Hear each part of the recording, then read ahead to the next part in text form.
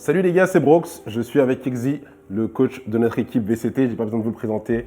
Vous connaissez déjà ceux qui nous suivent depuis le début de cette aventure. On vous a permis de vous poser des questions à Exi sur Twitter et sur Discord. D'ailleurs, si vous n'avez pas rejoint le Discord, n'hésitez pas à le rejoindre pour avoir toutes les infos, savoir tout ce qui se passe. Donc ces questions étaient par rapport au split numéro 1 pour savoir un peu ce que toi t'en pensais, ce qui se passe au sein de l'équipe. Évidemment, moi je le sais, mais c'est pour voilà, tous les fans qui sont avides de savoir et qui aimeraient bien avoir des infos. Il y en a qui sont un peu dans le flou, donc ils ont posé des questions. Je vais te les lire, mais déjà comment tu vas?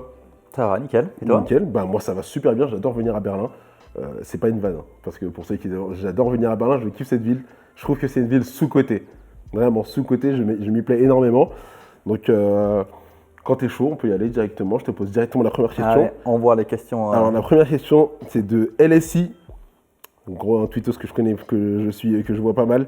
Exi, peux-tu nous expliquer le profil de Kada et ce qu'il peut apporter à l'équipe et ce qu'il peut apporter que l'équipe n'avait pas à l'heure actuelle? Kada, c'est un joueur assez complet. Il sait jouer tous les agents. Enfin, tous, je sais pas, mais vraiment, il a un pool d'agents très très large. Il a une très bonne communication. Je pense qu'on peut dire que c'est un co-leader. C'est quelqu'un qui a besoin de parler. C'est naturel pour lui.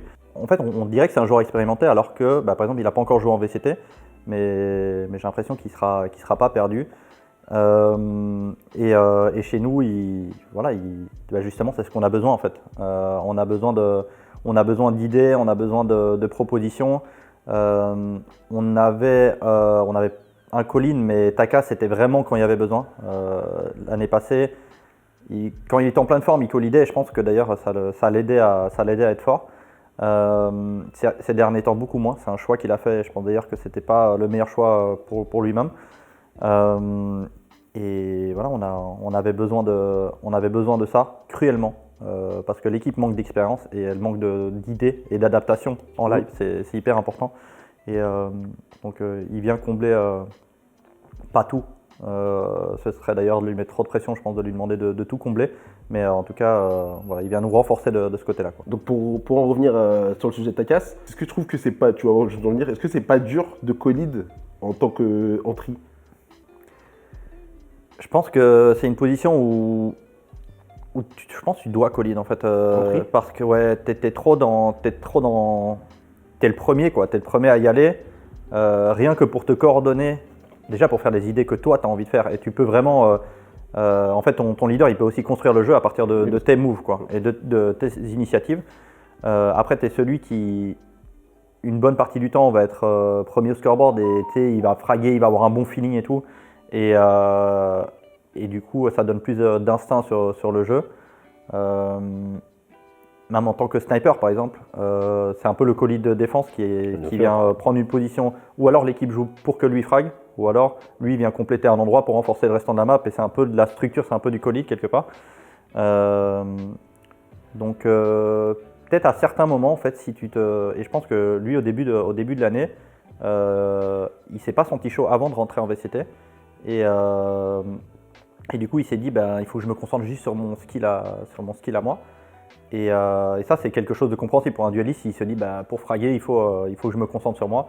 Je peux comprendre, mais je pense qu'en fait, c'est le positionnement, le decision making, ce genre de choses qui va faire que tu vas briller plus que le skill vraiment pur sur le moment, quoi. Surtout dans le profil de Takas, parce que tu as des duellistes, je sais pas moi, le premier qui vient en tête là récemment, c'est Wood qui passe sur dueliste et qui est en mode full duel. Mais d'habitude, les duellistes, c'est quand même aussi beaucoup de positionnement et de mouvement, et ça demande d'être coordonné avec l'équipe. Donc voilà. Ouais, tu vas prendre un dueliste et faire n'importe quoi. À part si vraiment ton profil c'est d'être juste purement skillé, là oui. Et je pense qu'il y en a encore à cette heure-ci, mais d'habitude c'est quand même plus du positionnement, des mouvements. C'est beaucoup plus structuré maintenant. Ouais, je pense. Alors, j'ai une question de Mate Ultra. Salut coach, je ne parlerai pas de notre récent recrutement Kadavra. J'aimerais savoir comment les joueurs se portent après une mi-saison compliquée d'un point de vue mental. C'est un challenge, hein. C'est vraiment un gros challenge. Parce qu'il y a deux façons de, je pense qu'il y a deux façons de voir les choses. Et Et là, on va dire que quand tu es dans le feu de l'action, etc., que tu as quand même beaucoup d'ambition et que c'est beaucoup de sacrifices de venir ici à Berlin. Qu'on n'est pas, voilà, que en tant qu'équipe, on n'a pas été au niveau. Donc il y a beaucoup d'attentes. Voilà, ça peut évidemment, l'équipe a des exigences de résultats, etc. Donc ils peuvent se poser des questions, c'est normal. Il y a beaucoup de remises en question, il y a beaucoup d'efforts. Je veux dire, faut pas croire qu'on s'est posé aucune question pendant ces 5 mois-là. On s'est tous posé beaucoup de questions, on a tous beaucoup travaillé. Et les résultats, pour l'instant, ils n'arrivent pas directement. Alors il y a des bonnes choses, mais voilà, il y a aussi des grosses défaites. Et du coup, non, je pense que c'est un challenge pour tout le monde. Et il y a beaucoup d'équipes qui, dans ces cas-là, craquent en fait, comme ça a été le cas l'année passée pour Casser, que ce soit dans le groupe ou même dans le jeu. Je pense que nous, on s'en sort pas mal. Mais évidemment, c'est un challenge pour chacun des joueurs. Ça, c'est une façon de voir les choses. Et en fait, quand tu es en live, tu es dans cette façon de voir les choses. Mais quand on revient en arrière, il faut aussi voir le chemin parcouru. L'année passée, avant le début de l'année passée, ces joueurs-là, ils jouaient contre du tiers 4, tiers 3. Enfin, en tout cas, dans ma tête, le tiers 1, c'est Fnatic, Loud, tout ça. Sentinels, Gen.G, etc. Tiers 2, c'est la deuxième partie du tableau VCT. Tier 3, ça va être des équipes comme Mandatory, etc. Et Tier 4, ça va être le bas de la VCL France. Moi, c'est comme ça parce que je vois vraiment des différences entre ces équipes-là. Des différences qui existent vraiment. Voilà, en tout cas, moi, tel que je les ressens. Et maintenant, un an après, ils arrivent tout un groupe, donc sans aucun joueur qui a jamais été en VCT. Ils arrivent, ils doivent jouer du Tier 1 et du Tier 2. Alors que déjà l'année passée, on savait qu'on avait des lacunes. C'est pas genre on est passé en mode facile, quoi. Et donc tout ce gap-là, on doit le rattraper dans un laps de temps très court, avec un format extrêmement punitif, parce qu'il y a très peu de matchs pour prendre de l'expérience. Un format très court du coup. Ouais. Ouais, très, très punitif et il n'y a rien à faire. Enfin, il y a des choses que je dis, mais il n'y a rien de mieux. Enfin, moi, il y a des problèmes que j'ai pré-shot et qu'on pré-shot depuis longtemps, mais il n'y a rien de mieux que de le vivre en live pour le retenir. Et donc, on aurait besoin de plus de matchs, de plus de temps, mais la réalité, elle est différente. Et ce que je veux dire, c'est que en un an et demi, tous les joueurs ont passé un cap. Vraiment, genre, il y a des gens qui disent ouais, pourquoi, je sais que c'est dans les questions, pourquoi vous n'avez pas le niveau de. Enfin, comment vous allez retrouver le niveau de l'ascension? Mais on est meilleur qu'à l'ascension. Il y a des moments, ça ne se voit pas. D'ailleurs, on en parle. Samish revient de temps en temps là-dessus. Mais on est meilleur qu'à l'ascension. C'est juste que le niveau est beaucoup plus haut, en face. Je pense pas beaucoup plus haut, mais quand même plus haut. Et que c'est aussi un contexte différent. Là, on est moins en confiance. On doit jouer avec moins de confiance que l'année passée. Donc ça change aussi. Et puis, il ne faut pas retenir que, par exemple, l'ascension, nos 2 derniers matchs. Parce que des matchs comme les 2 derniers matchs l'année passée, on n'en a pas fait beaucoup. On a réussi à perf à un moment donné, le moment où il fallait. Mais non, je pense qu'on est meilleur maintenant. Il y a eu beaucoup de progression. Donc voilà, il y a deux manières de voir les choses. Et c'est important de prendre du recul et de voir de là où on vient et qu'on continue à progresser. Et c'est vraiment important. Mais oui, pour les joueurs, et même pour moi, pour tout le groupe, on se donne à 600%. Et on a du retard à rattraper. Et on y croit, mais c'est pas facile. Bien sûr, surtout qu'on joue contre des joueurs qui sont déjà en place depuis beaucoup de saisons. Ouais. Et qui ont déjà l'habitude du main stage, alors que pour des joueurs comme par exemple Nathan, c'est quand même très récent encore de jouer en main stage face au public. C'était la première fois, c'était contre à l'Ascension où il a fait. C'est ça.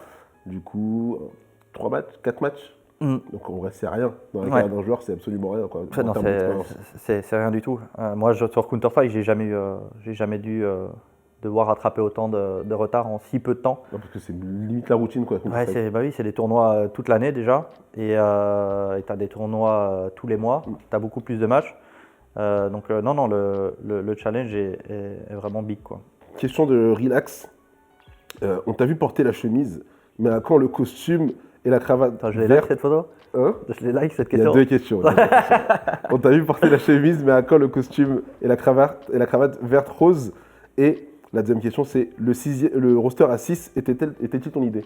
Alors pour l'instant, je suis plutôt en train de penser à mettre un Marcel pour être bien confortable, mais Lucas, il n'est pas content, il n'est pas d'accord avec ça, donc on verra bien pour les petits papillons et tout ça. Bah déjà, on n'a pas un roster à 6. La dernière fois, j'ai laissé entendre qu'on prendrait le temps d'y réfléchir et qu'on se laissait encore du temps. Pour le coup, on est parti pour les Whalers et donc Kada à la place de Logan. Donc voilà, il y en a qui se posaient la question. Je ne sais pas quand vous verrez ça, mais c'est Whalers qui va jouer. C'est une décision qu'on a discuté ensemble. Le staff avait le dernier mot, mais on a parlé avec les CIO, on a parlé avec tout le staff. Même une partie des joueurs et la vérité c'est que peu de monde était d'accord. La vérité c'est que peu de monde était d'accord et qu'il n'y avait pas de choix, évident. Il y avait vraiment plusieurs options possibles. La raison pour laquelle on est parti sur Whalers, et d'ailleurs je précise une chose, c'est qu'il n'y a pas eu de test entre Whalers et ensuite Logan comme ça avait pu être dit. Donc on a réfléchi, on a décidé de partir pour Whalers. Pas que Whalers est meilleur que Logan, pas que Whalers est meilleur que Logan, ou que Logan est moins bon que Nathan. C'est pas ça en fait, c'est question de ce qu'on manque dans l'équipe et du coup quel profil colle le mieux pour l'équipe maintenant. Ce qui nous manque le plus, je pense pas que ce soit le skill. On n'est pas forcément une des équipes les plus skillées, mais je pense qu'on n'est pas on n'est pas complètement à la traîne non plus. Et ce qui nous manque jusqu'à maintenant, c'est de l'expérience, on va dire, si je dois dire en termes généraux, c'est un peu abstrait, mais de l'adaptation in-game, ça c'est très concret, de l'adaptation, du read in-game, voilà, de l'analyse. Et par exemple, Logan, ce que lui il apporte, c'est du firepower pur. Et c'est un des meilleurs, je veux dire en VCT, c'est un des meilleurs. Je pense que même au monde, il est loin d'être ridicule. Je pense que je peux facilement me mettre dans le top 15, ce serait pas étonnant en tout cas dans son style passif. Et voilà, il pourrait mériter sa place en VCT totalement, c'est pas du tout la question. De toute façon, il a prouvé toute l'année passée que c'était un joueur monstrueux. Il a montré aussi à certains moments cette année-ci. Mais ce qui nous manque là maintenant, c'est de l'adaptation, de l'analyse. Et là, Whalers peut apporter plus. Alors, est-ce qu'il va on attend quand même plus que ce qu'il a montré jusqu'à maintenant en termes de propositions. Mais il a tendance à apporter plus d'analyse et d'adaptation que Logan. Et du coup, c'est pour ça qu'on a décidé de partir dans cette voie-là. On peut toujours revenir en arrière. C'est une possibilité. Mais voilà la décision qui a été prise. Le roster à 6, moi j'y avais réfléchi dans le sens le mérite. Je pense que le mérite dans notre cadre à nous, en fait dans notre histoire à nous, il est c'est extrêmement important. Parce que évidemment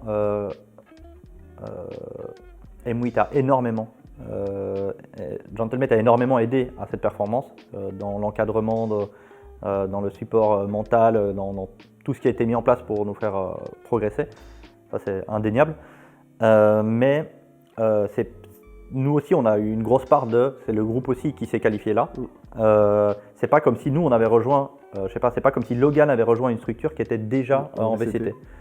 Lui a grandement aidé, ainsi que les joueurs, à se qualifier en VCT. Et du coup la question de mérite était vraiment très présente. Donc c'était une question qu'on s'est largement posée et on aurait pu partir là-dessus. Mais en fait, avec le court laps de temps et le format en VCT où tu ne peux pas changer un joueur d'une map à l'autre, c'est très compliqué parce que quand tu ne connais pas les maps que tu vas jouer, vu que le veto se fait au dernier moment et que tu ne peux pas changer de joueur, c'est quasiment impossible à mettre en place, ou alors tu joues que on the flow. Et là, tu as intérêt vraiment à avoir une expérience de fou. Donc voilà, on a assez de difficultés pour pas se rajouter une contrainte en plus. Donc le roster à 6. Tirer une balle dans le pied, quoi. Ouais, non, c'était trop compliqué. Donc on est parti sur quelque chose de plus normal, quoi. Question de Slimy. Quelles ont été pour toi les faiblesses de nos préparations pour les VCT Et avec cette pause depuis la fin du split 1, penses-tu qu'on a réussi à combler et bonifier notre défaut pour le split qui nous attend? Et enfin, un mot pour décrire l'état de l'équipe actuelle. La question est peut-être un peu péjorative, mais elle est très intéressante. Moi, je ne pense pas nécessairement qu'on ait fait moins bonne préparation que les autres équipes. Par contre, évidemment, quand je vois les difficultés qu'on a maintenant, certaines, je les avais anticipées, mais à un degré, voilà, moi, je me dis, par exemple, au niveau adaptation, je me disais qu'on allait avoir des problèmes. Ça, je l'ai dit très vite l'année passée. D'ailleurs, c'est aussi pour ça qu'on avait parlé l'année passée. Moi, j'avais demandé qu'on ouvre le sujet d'avoir un changement pour recruter de l'expérience un co-leader pour aider Beyaz et pour avoir plus de propositions in-game. Ça, c'était pour moi un sujet hyper important. Mais franchement, moi, je le jugeais, si on doit dire des chiffres, difficulté 40%. Pareil. En réalité, c'était difficulté 70-80, c'est-à-dire que pour l'instant, si notre plan A ne fonctionne pas, on ne trouve pas la situation en live. Mais on ne la trouve pas du tout, quoi. C'est punition absolue. C'est pareil en entraînement. Donc j'avais aperçu ce problème-là, mais je l'ai sous-estimé encore. Donc si je devais revenir en arrière, je trouverais des exercices pour travailler l'adaptation en live, et particulièrement sur Beyaz, où je pense que sur ce point-là, il doit encore énormément travailler. Donc voilà, ça c'est une des faiblesses. Je pense qu'une deuxième, c'est d'avoir un map pool de 7 au lieu d'avoir un map pool de 6. Ça, je voulais le faire, mais par rapport aux difficultés, aux faiblesses qu'on a, par rapport au profil des joueurs, c'était très difficile d'être fort sur cette map en même temps. Mais quand même, j'ai sous-estimé le fait que c'est hyper important, plus que sur CS. C'est plus facile en fait de maîtriser cette map sur Valorant, parce que tu peux très bien avoir une map où tu as une compo un peu originale, que tu joues une fois de temps en temps, et c'est un espèce de joker. Et voilà, si je devais revenir en arrière, dans la prépa, je nous obligerais à jouer les 7. On l'a fait, mais pas ça. Okay. Et il doit sûrement avoir plein d'autres. Il y a sûrement plein d'autres points, mais c'est les deux gros qui me viennent là comme ça.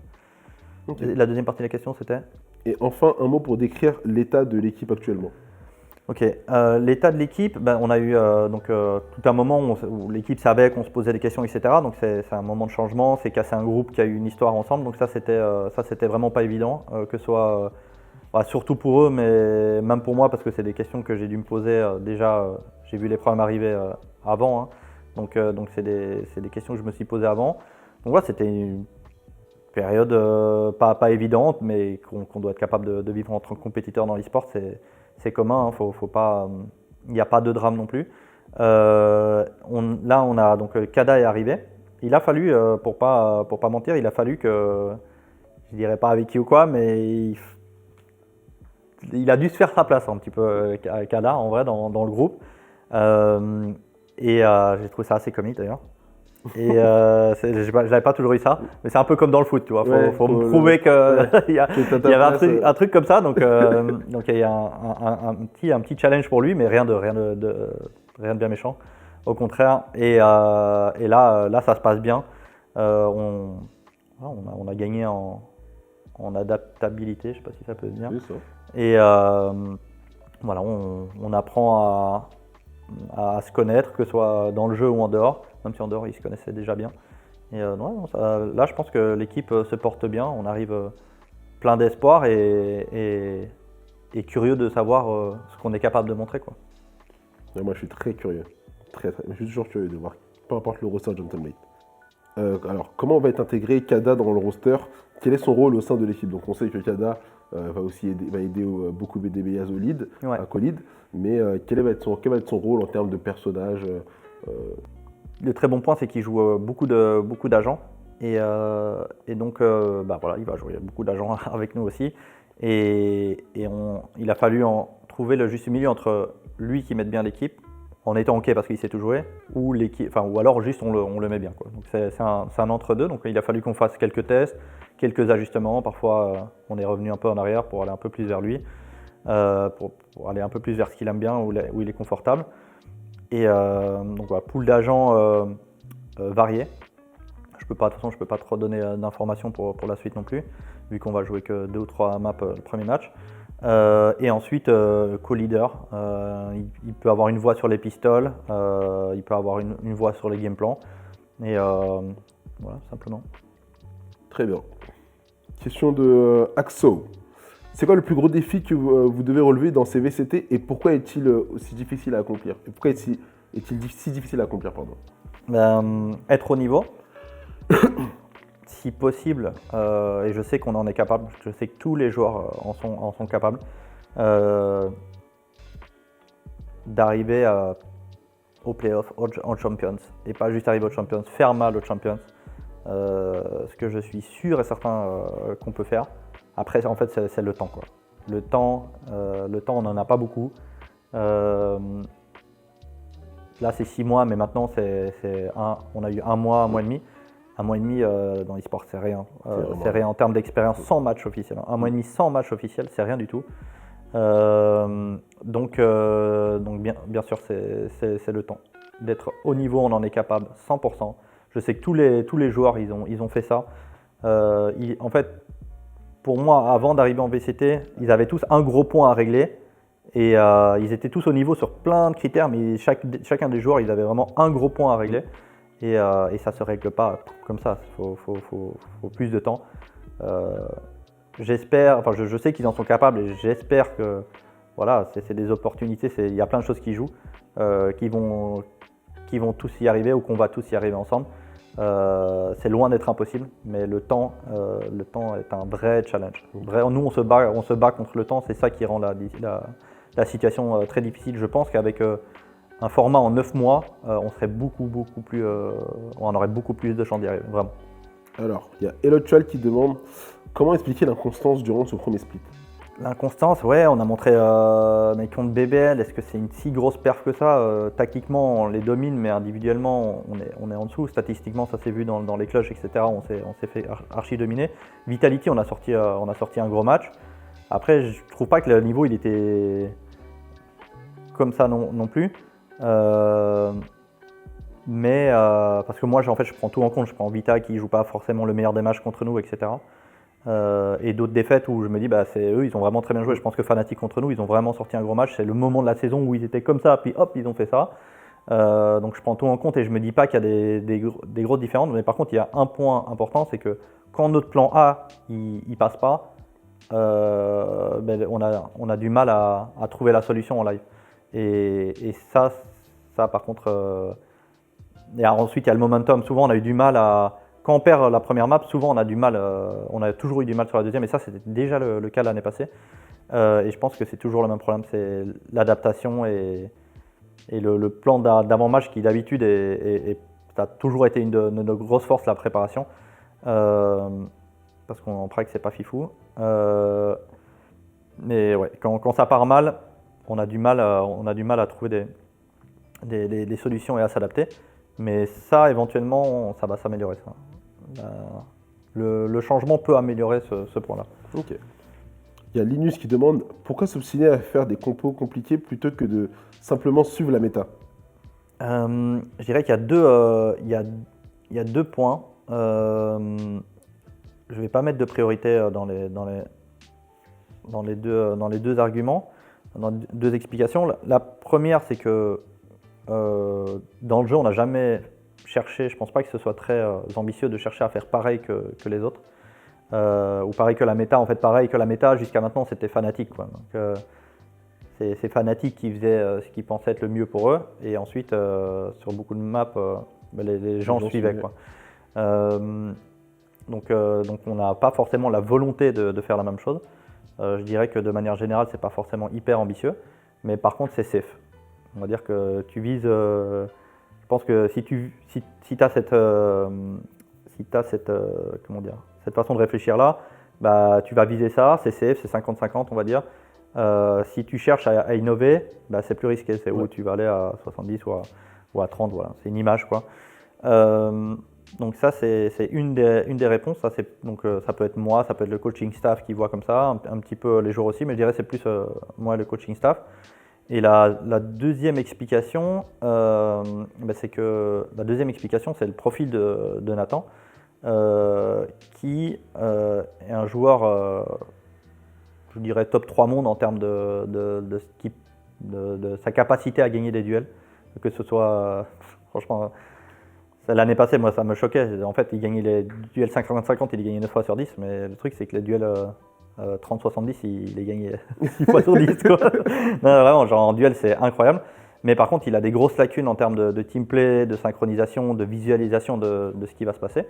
Et du coup, c'était pas évident pour lui de jouer certains agents. Par exemple, Breach, nous, il arrivait dans notre équipe en tant que Breach, alors que pour moi, c'est vraiment un de ses persos les moins forts, quoi. Et du coup, ça n'était pas évident au début de l'année passée, les 5 premiers mois, pour lui. Et on n'arrivait pas à se coordonner avec lui et lui avec nous. C'est pas que de sa faute, hein, c'est aussi, il y a peut-être des styles de jeu d'équipe qui lui correspondraient mieux. Et ensuite, pour l'ascension, 3 semaines avant, on a pris une décision où on le mettrait plus confortable et qu'on allait adapter notre jeu à lui. Et ça a été quelque chose de très positif pour lui et aussi pour l'équipe. Je pense que pendant un moment, il n'arrivait pas à être au niveau. Et du coup, il nous descendait notre niveau de 10-20%. Là, l'ascension, c'est pas qu'il s'est mis au niveau, c'est que vraiment, il a augmenté le niveau de l'équipe. Donc, dans un style qui était propre à lui, avec des persos qui étaient un peu spéciaux. Et donc voilà, sur certaines maps, par exemple le Phoenix c'est un perso qui lui correspondait bien. Évidemment ça apporte moins à l'équipe, ça met moins ta casse. C'est plus facile d'avoir un Kaio qui flash pour toi qu'un Phoenix qui ne peut pas flasher pour toi et qui flash pour lui-même, quoi.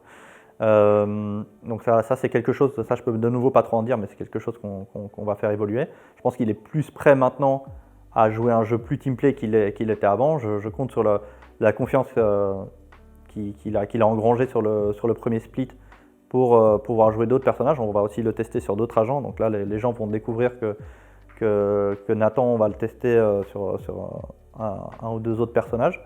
Voilà, on se cherche en tant qu'équipe, mais on voit aussi comment on peut l'employer le plus efficacement, que ce soit pour l'équipe ou pour lui-même. Donc on essaie de trouver l'équilibre.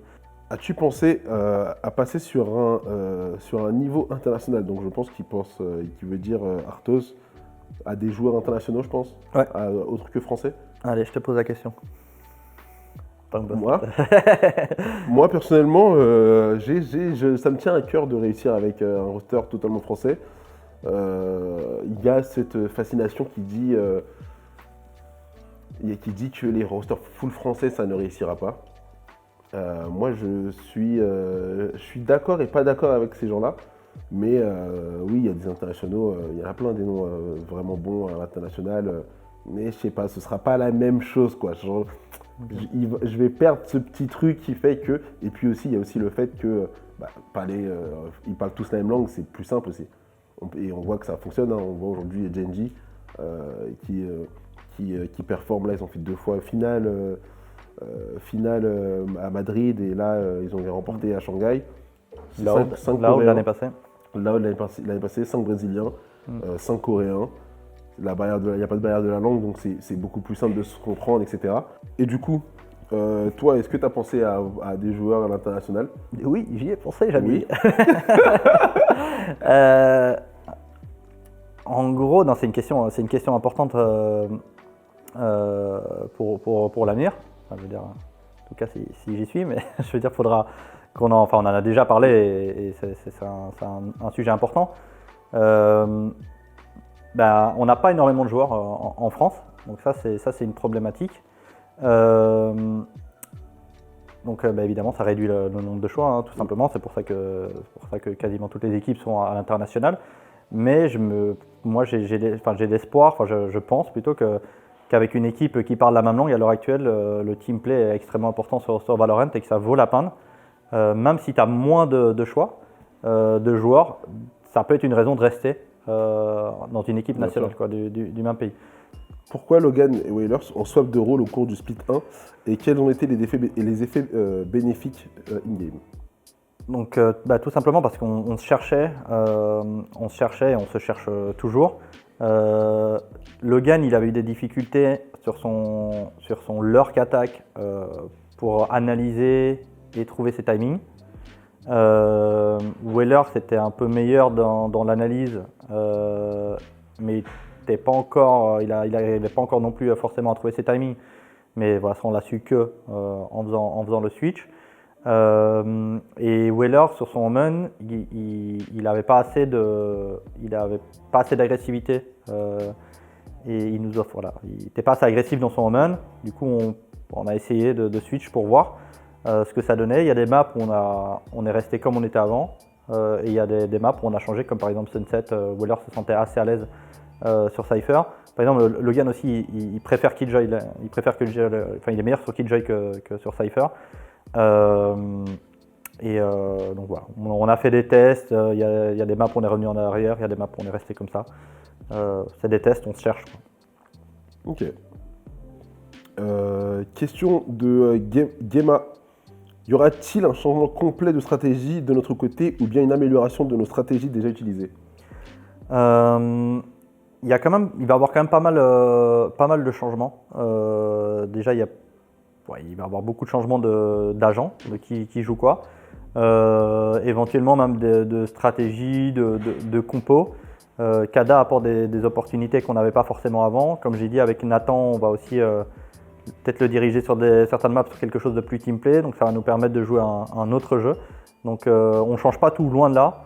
De toute façon, on n'a pas le temps pour le faire, mais on évolue, quoi. On évolue, on fait d'autres tests. Donc il va y avoir quand même du changement. Alors, maintenant, question, et je pense que ce sera la dernière question, de Roro Delta. Quelles sont les ambitions pour cette année, les progressions voulues, et on espère que le recrutement de Kada va nous faire remonter la côte. La côte, on croit en vous. Donc, quelles sont les ambitions pour ce deuxième split et la progression voulue? Je pense que... Qu'est-ce qui, toi, te satisferait? Évidemment, on sait que tu veux gagner, mais c'est quoi pour toi tes objectifs, en tout cas personnellement, que tu as avec l'équipe, quoi? Je pense que de l'avis de tout le monde, moi j'ai juste envie qu'on fasse le mieux qu'on peut et qu'on évolue, qu'on voit une évolution, qu'on voit une progression. Ça, c'est vraiment ce qui me tient le plus à cœur. Moi, on n'a pas énormément de chance d'y arriver, d'aller au World et d'y faire quelque chose vraiment d'intéressant, mais je sais qu'on est capable de le faire. Après, si on va en playoff, c'est génial. Et si on fait si on fait 2 victoires et 3 défaites, mais qu'on montre quelque chose de bien, c'est pas dégueulasse non plus. Donc voilà, mais je sais qu'on est capable. Mais comme l'année passée, je pense pas que les gens ils nous donnaient peut-être 10% d'y arriver à l'ascension. Faut savoir saisir ces 10% là. C'est comme, je sais pas, tu donnes, je sais pas, c'est un peu bête, mais tu donnes 20% de chance, tu mets Magnus Carlsen dans une situation où il a 20% de chance de gagner, il va trouver comment gagner dans ces 20% là. Moi, je sais on n'est pas du tout favori, on n'est pas censé aller au World, on n'a pas encore assez d'expérience, mais je sais qu'on est capable de le faire. Et le tout, c'est si on a la chance d'y arriver, de saisir cette chance-là. Jusqu'à maintenant, honnêtement, je pense qu'on peut être fier de... Quand on avait des munitions, on n'a pas gâché les munitions. En fait. Quand on avait des occasions, on les a saisies. Ça nous est très rarement arrivé de nous dire tiens, peut-être Vitality au kick-off. Et encore, franchement, parce qu'on fait tellement de bêtises qu'en vrai, on ne mérite pas, quoi. Faut le dire. Donc voilà.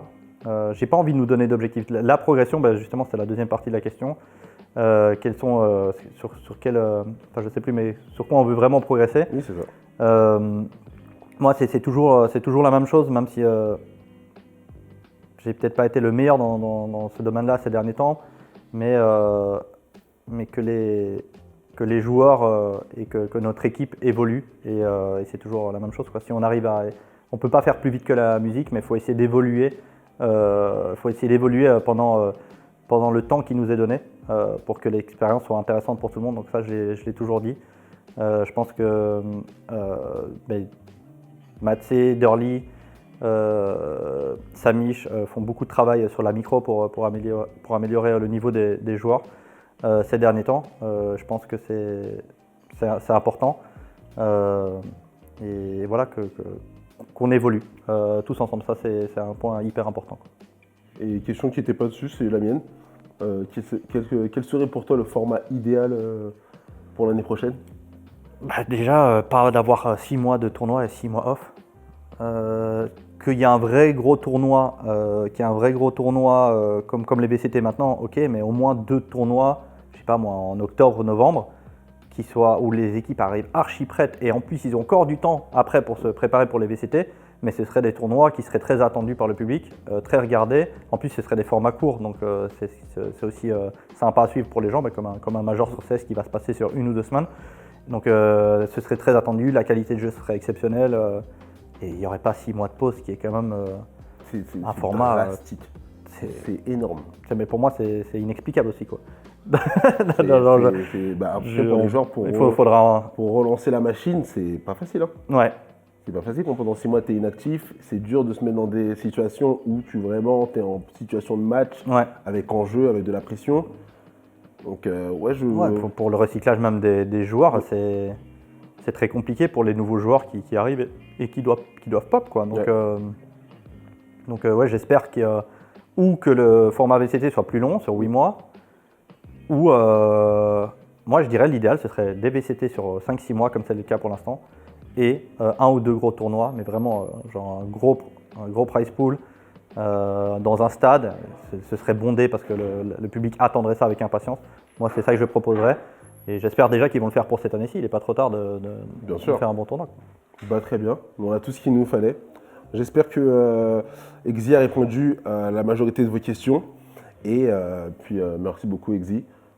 On se retrouve dans une prochaine vidéo. C'était Exi et Brox. On se dit à la prochaine. Peace! Ciao!